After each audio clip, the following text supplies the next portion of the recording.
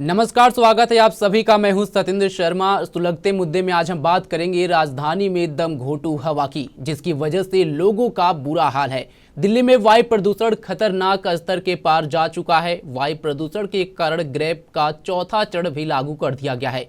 वहीं सोमवार को प्रदूषण के स्तर में बढ़ोतरी देखते हुए 5वीं कक्षा तक के स्कूल को भी बंद कर दिया गया है। सुबह से ही आसमान में धुंध छाया हुआ है। लोगों को सांस लेने में काफी दिक्कत महसूस हो रही है। खराब विजिबिलिटी के कारण विभिन्न एयरलाइंस की 228 से अधिक उड़ानें रद्द कर दी गई हैं। प्रदूषण पर सुप्रीम कोर्ट की तल्ख टिप्पणी है, जिसमें कहा गया है कि अमीरों के कारण गरीब परेशान हैं। 17 दिसंबर यानी कल अगली सुनवाई होनी है। दिल्ली में बढ़ते प्रदूषण का जिम्मेदार कौन है? सरकार ने प्रदूषण रोकने के लिए क्या कदम उठाए? सुप्रीम कोर्ट ने क्या कहा? आज इसी पर होगी बात। हमारे साथ जुड़ चुके हैं जटाशंकर त्रिपाठी जी, जो सरकार की तरफ से अपनी बात रखेंगे। त्रिपाठी जी, आपका बहुत बहुत स्वागत है। आपसे मेरा पहला सवाल है कि दिल्ली में बढ़ते प्रदूषण पर आपकी 4 इंजन की सरकार आखिर क्या कर रही है? अब तक कोई कठोर फैसला क्यों नहीं लिया गया जिससे प्रदूषण पर काबू पाया जा सके? सबसे पहले आपके माध्यम से आपके सभी दर्शकों को हमारे तरफ से, अपनी पार्टी की तरफ से और दिल्ली की जनता की तरफ से सबको नमस्कार।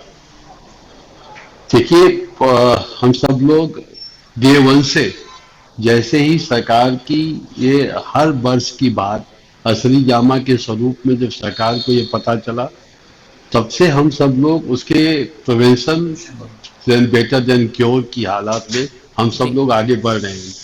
लेकिन जहां तक पिछले 10 वर्षों के, तब मैं नाम नहीं लेना चाहता हूं, नाम लूंगा तो बिना वजह का तो समस्या आएगी।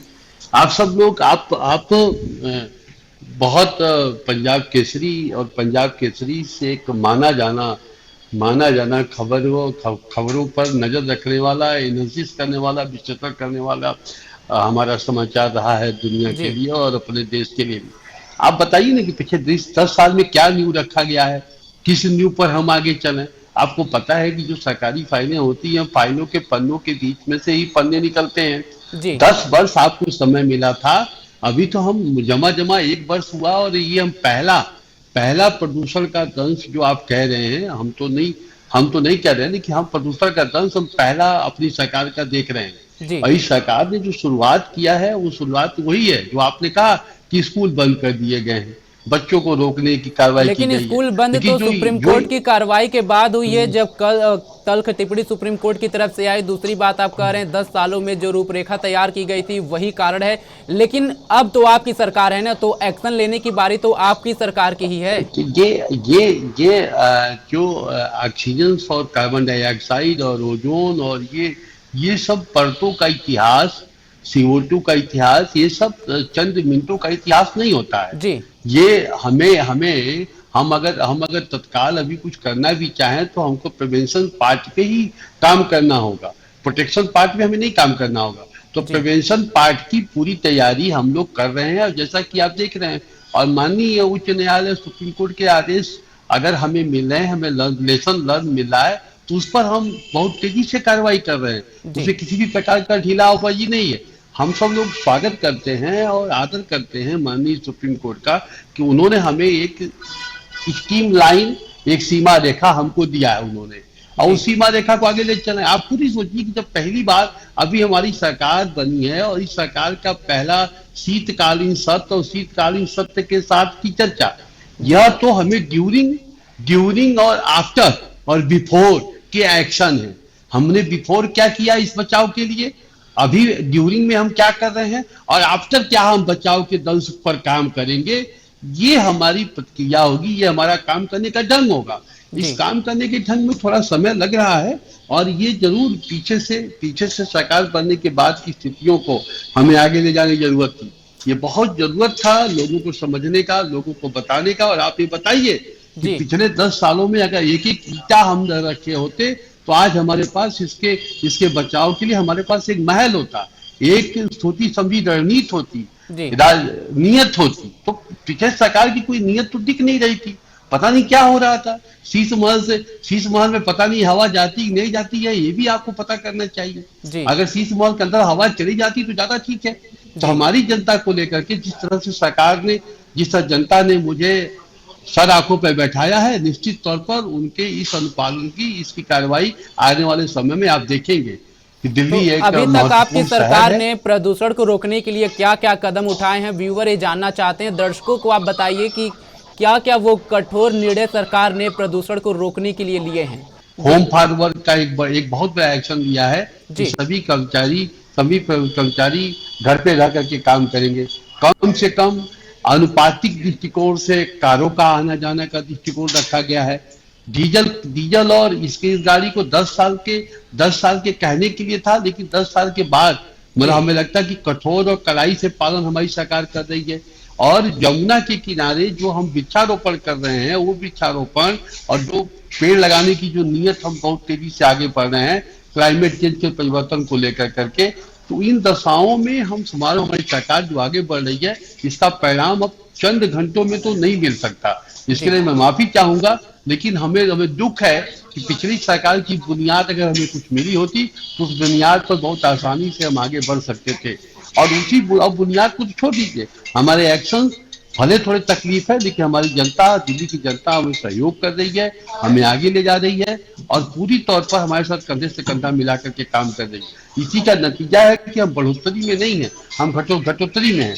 जब कभी धूप होता है तो आप नाप के देख लीजिए कि जगह जगह पे कमोबेश अलग अलग इलाकों में, अब किसी एक इलाके का ये क्यों अगर आप देखेंगे तो कहीं बढ़ा हुआ मिलेगा, किसी अच्छे इलाकों का बहुत घटा हुआ भी मिलता है। तो जो घटा हुआ मिलता है वहां पे क्या ऐसा है, वहां पे क्या ऐसा है आपको, क्या वो जो चीजें दिख रही हैं, जो वस्तु दिख रही है, जो परिवर्तन दिख रहा है, वो चंद घंटों और चंद दिनों का नहीं है, लेकिन जो एक्यूआई का आंकड़ा आ रहा है उस पर भी आम आदमी पार्टी सवाल खड़ी कर रही है कि जहां पे मशीन लगी हुई है वहां पे पानी का छिड़काव दिन भर किया जा रहा है कि आंकड़ा फेक बताया जा सके। आम आदमी पार्टी की तरफ से ये भी आरोप लग रहे हैं आपकी सरकार पर।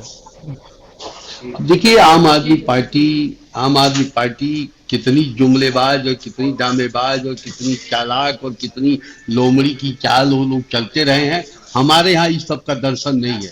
भारतीय जनता पार्टी में इसकी कोई जगह नहीं है। हम सब लोग स्थिर मन से किसी के लिए काम नहीं करते, हम देश के लिए काम करते, राष्ट्र के लिए काम करते, जनता के लिए काम करते हैं।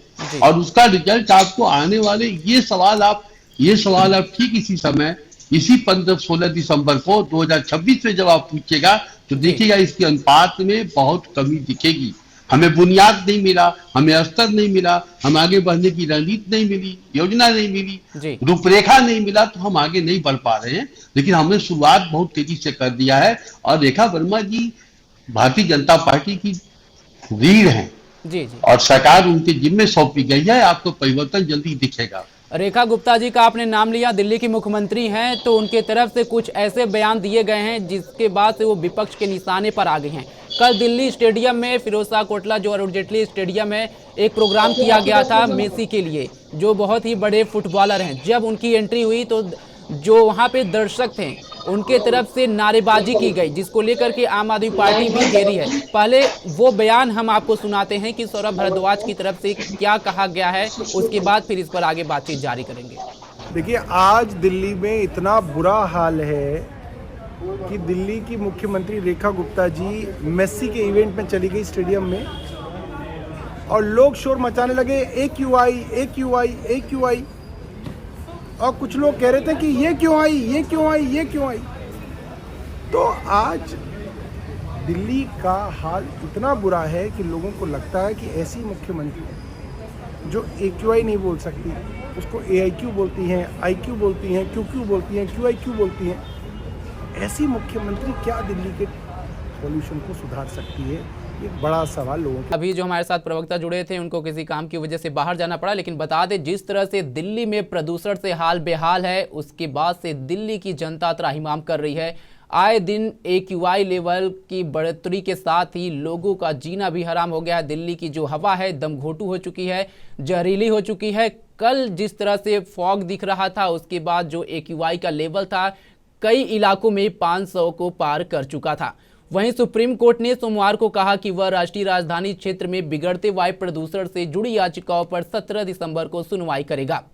मुख्य न्यायाधीश सूर्यकांत, जस्टिस जयमाल बागची और जस्टिस विपुल M पामचोली की पीठ ने वरिष्ठ अधिवक्ता अपराजिता सिंह की दलीलों पर गौर किया। अपराजिता सिंह एमकेएस क्यूरी या न्याय मित्र के तौर पर कोर्ट की सहायता कर रही हैं। इस सुनवाई के दौरान चीफ जस्टिस सूर्यकांत ने कहा कि कुछ निर्देश जबरन लागू किए जा सकते हैं, लेकिन शहरी महानगरों में लोग गंभीर प्रदूषण के बावजूद अपनी लाइफ स्टाइल नहीं बदलना चाहते हैं। बच्चों के स्वास्थ्य संबंधी मुद्दों से जुड़े एक आवेदन का हवाला देते हुए कोर्ट से कहा गया कि पहले के आदेशों के बावजूद स्कूल बाहरी खेल गतिविधियों का आयोजन कर रहे हैं। चीफ जस्टिस ने कहा कि हम समस्या को जानते हैं और हम ऐसे आदेश पारित करेंगे जिनका पालन किया जा सके। कुछ निर्देश ऐसे हैं जिन्हें बलपूर्वक लागू किया जा सकता है। महानगरों में लोगों की अपनी लाइफ स्टाइल होती है और वो गंभीर वायु प्रदूषण के बावजूद उसमें बदलाव नहीं लाना चाहते हैं, लेकिन गरीबों का क्या होगा? इस पर एमकेएस क्यूरी अपराजिता सिंह ने कहा कि गरीब मजदूर सबसे अधिक पीड़ित हैं। इससे पहले पीठ ने कहा था कि इस समस्या के अल्पकालीन और दीर्घकालीन समाधान खोजने के लिए महीने में 2 बार मामले की सुनवाई की जाएगी। सोमवार को इस सुनवाई के दौरान दिल्ली घनी धुंध की चादर में लिपटी हुई नजर आई। AQI 498 पर पहुंच चुका है, जो गंभीर श्रेणी में आता है। फिलहाल राजधानी में प्रदूषण का स्तर भयावह हो चुका है और जिस तरह से प्रदूषण का स्तर बढ़ रहा है, अगर दिल्ली सरकार की कुछ फैसलों की बात की जाए तो कुछ महीने पहले कृत्रिम वर्षा की बात की जा रही थी, लेकिन वो भी फेल रही। ऐसे में बड़ा सवाल है कि दिल्ली सरकार क्या क्या कठोर फैसले ले रही हैं और जनता के लिए क्या वो काम कर रही हैं जो प्रदूषण से राहत दिला सकें। ऑड इवन का फैसला आखिरकार क्यों नहीं लागू किया गया? ग्रेड 4 को आखिरकार इतनी देरी से क्यों लागू किया गया? कई ऐसे सवाल हैं जो दिल्ली सरकार से किए जाने चाहिए, जिस पर अब सुप्रीम कोर्ट भी रुख लिया है और कल इस पर बड़ी सुनवाई होनी है।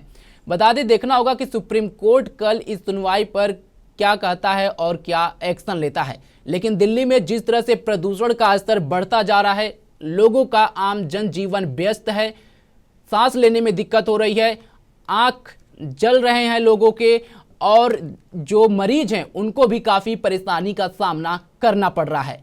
फिलहाल अभी के लिए बस इतना ही। देश दुनिया की तमाम खबरों के लिए जुड़े रहे हमारे साथ और देखते रहें पंजाब केसरी.com। धन्यवाद।